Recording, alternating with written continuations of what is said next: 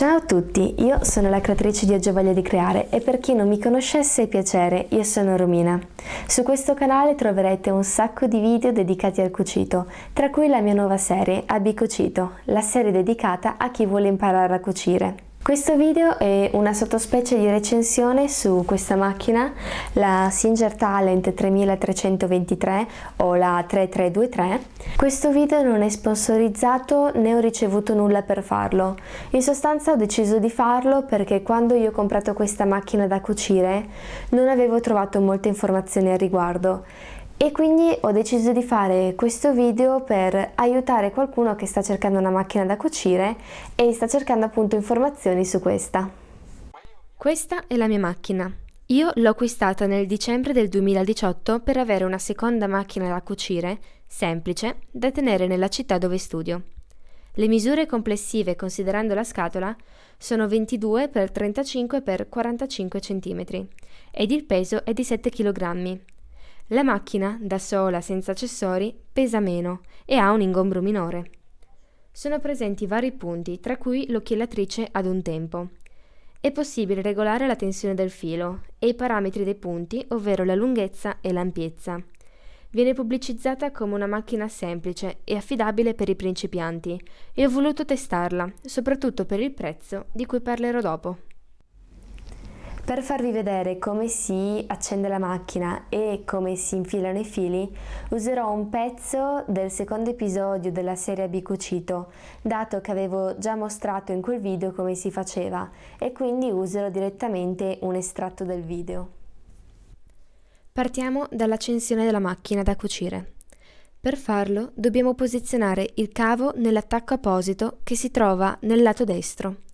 Inserisco poi la presa nella corrente e posiziono il pedale a terra, davanti alla mia sedia. Prima di accendere la macchina da cucire, inserisco i fili. Parto da quello superiore. Vado a inserirlo nel suo sostegno e a bloccarlo con l'apposito anello. Prendo poi l'estremità del filo e lo faccio passare per un percorso. È disegnato sul guscio esteriore ed è spiegato nelle istruzioni. Il primo passaggio prevede di inserire il filo dentro un gancio di metallo. Nella parte posteriore è aperto per facilitare l'operazione. Poi deve passare dietro il sostegno bianco che ci sarà vicino. Adesso bisogna far scendere il filo lungo l'apertura e deve risalire lungo l'apertura parallela. In cima a questa ci sarà un uncino. Per muoverlo dovete ruotare il disco situato sul lato destro della macchina da cucire. Successivamente dovete far passare il filo nell'uncino. Il filo poi deve tornare giù verso l'ago. Lì dovrà passare dietro due sostegni e poi lo infilerò nel lago usando l'infilago. Devo prima portare l'ago nella sua posizione più alta, con la rotella situata sul lato destro della macchina, usata prima. E poi abbasso l'apposita struttura. Ci sarà un altro uncino che passerà dentro la cruna del lago e dove far passare il filo. Lasciando la struttura, il filo passerà dentro la cruna senza sforzi.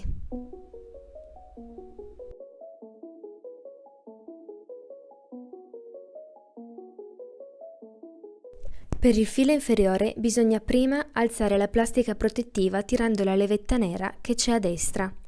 Vi mostro prima come si mette la bobina e poi come si ricarica. Tirando il filo, la bobina si deve ruotare in senso antiorario. C'è un apposito spazio dove inserire la bobina. Il filo deve essere incastrato come mostrato in video, ovvero deve passare per il suo sostegno e fare un lieve rumore, un tic. Questo è l'indicatore che la bobina è messa correttamente. Poi, tenendo il filo superiore con la mano, bisogna ruotare il disco che c'è sul lato destro della macchina da cucire, in modo da abbassare l'ago e farlo risalire. Se è necessario, ripetete l'operazione finché non vedrete che il filo superiore avrà incrociato quello inferiore. Allora bisogna alzare l'ago e passare sotto il piedino qualcosa di solido per permettere al filo inferiore di uscire. Poi richiudete tutto. Ora è giunto il momento di accendere la macchina da cucire, con l'interruttore che c'è sul lato destro. Per avviare il motore basta premere sul pedale poggiato prima a terra. Arriviamo ora al modo di ricaricare la bobina. Dovete far passare il filo superiore per un altro percorso, più breve e molto più semplice. Deve girare intorno a una rotella meccanica. Poi bisogna far entrare l'estremità del filo all'interno di uno dei buchini della bobina. Poi bisogna mettere la bobina nel sostegno apposito che c'è sopra la macchina. Per avviare il meccanismo bisogna spostare il sostegno a destra. Poi, premendo il pedale, la macchina avvolgerà il filo. Quando la bobina sarà pronta, la macchina si fermerà da sola. Poi basta tagliare il filo e la bobina è pronta all'uso.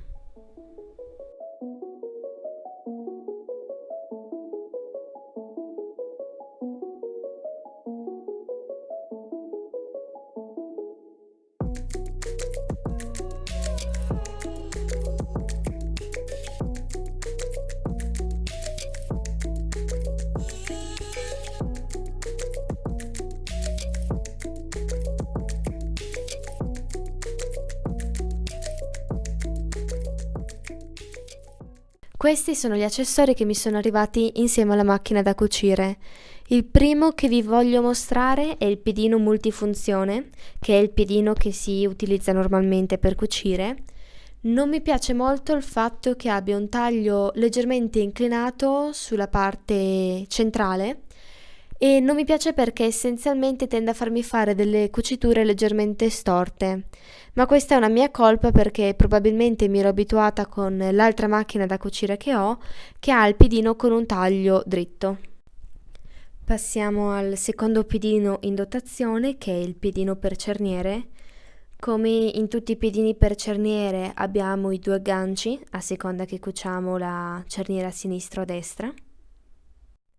Poi abbiamo il piedino per asole che come al solito ha lo spazio dove mettere il bottone in modo da fare un'asola su misura.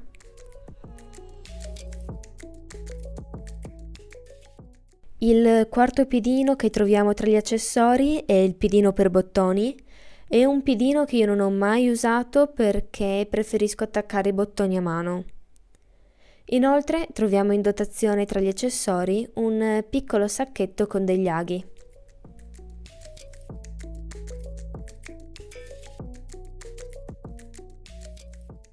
Abbiamo anche una piccola spazzola e il tagliaasole, e il tagliaasole, dato che comunque è tagliente, si può riporre all'interno dello spazzolino.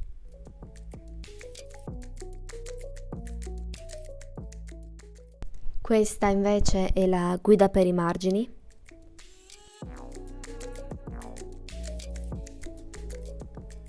Questa è la piastra da rammendo e io non l'ho mai usata.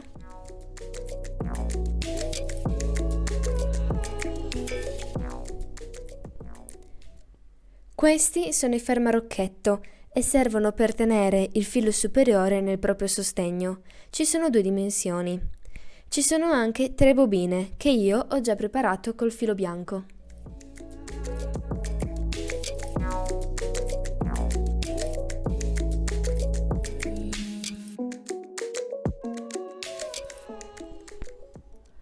Questo è il portarocchetto ausiliario e va associato al feltro portarocchetto.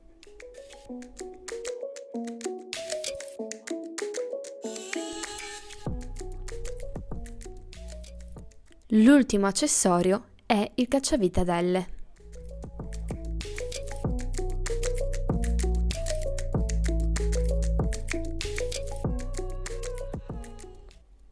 Vediamo ora come si usa la guida per i margini. Dietro il piedino c'è una struttura apposita dove inserirlo. È un po' dura dato che deve garantire l'immobilità del pezzo metallico. Dopo averlo infilato potete posizionarlo alla distanza di cui necessitate dal lago. Per toglierlo basta sfilarlo.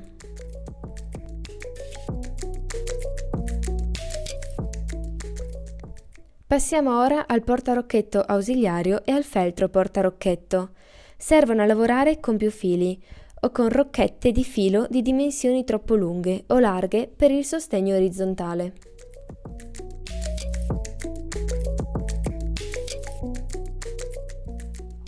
Nella confezione è presente anche la copertura della macchina da cucire, che io utilizzo quando la ripongo nell'armadio.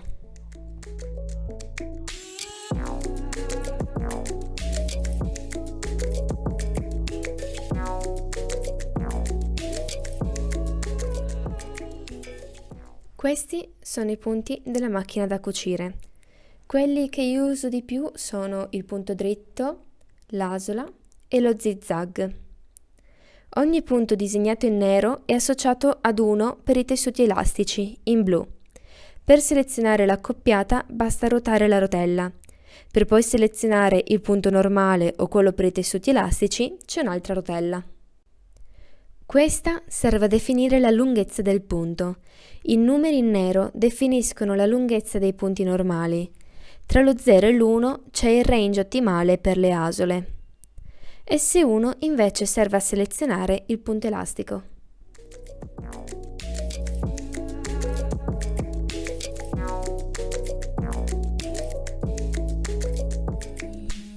Questo disco sul lato destro della macchina serve a far uscire l'uncino superiore usato prima per infilare il filo e governa la posizione del lago. Sulla parte superiore della macchina ci sono due rotelle. Quella di destra gestisce la larghezza del punto. Ad esempio, il punto zig-zag necessita di un'ampiezza maggiore di 1.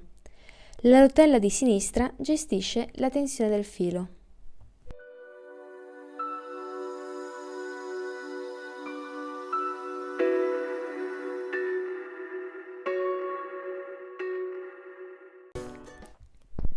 Per alzare o abbassare il piedino c'è la levetta posteriore.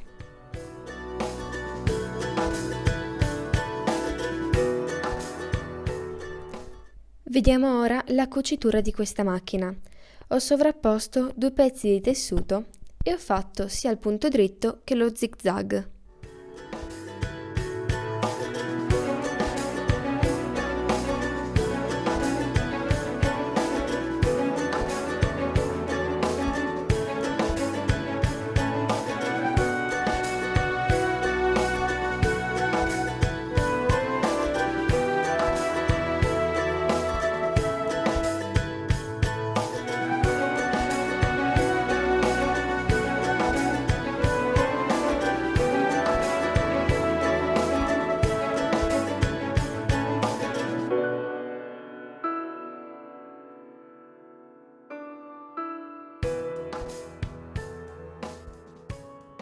Dopo aver tagliato il filo con il taglierino sul lato, ho ottenuto questo risultato.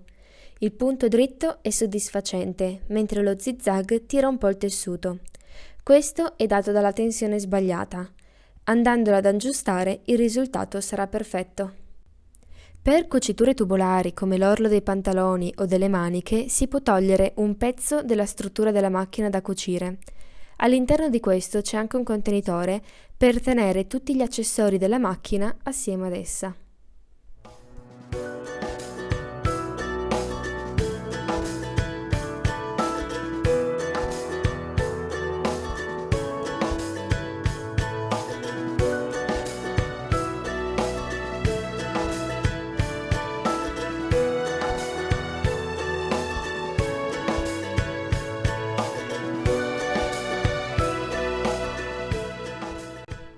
Per cambiare l'ago basta svitare la vite destra, cambiare l'ago e riavvitarla.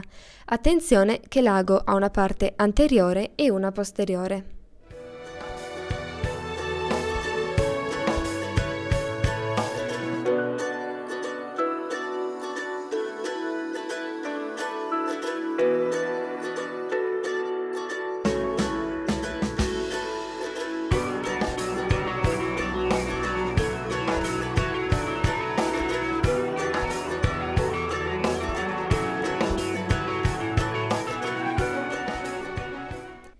Vediamo ora il risultato dell'asola. Per questo bisogna prendere l'apposito piedino. Va selezionata l'asola e la lunghezza dei punti. Io mi trovo bene con i valori più vicini allo 0. Per la lunghezza totale va inserito il bottone. Per cambiare il piedino va premuta la levetta posteriore e va messo quello nuovo. Poi va abbassato un sostegno e spinto. E per concludere va premuto il pedale.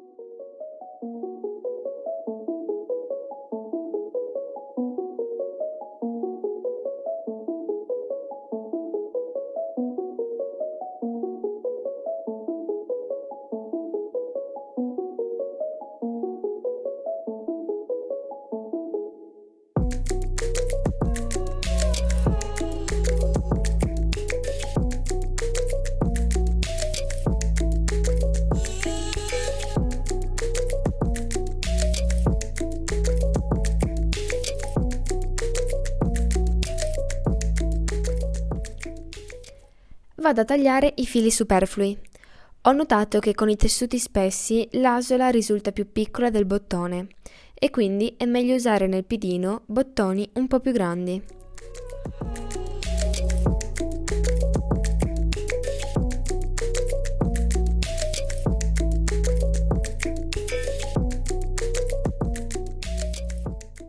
Il risultato va aperto con il taglia-asole che c'è tra gli accessori.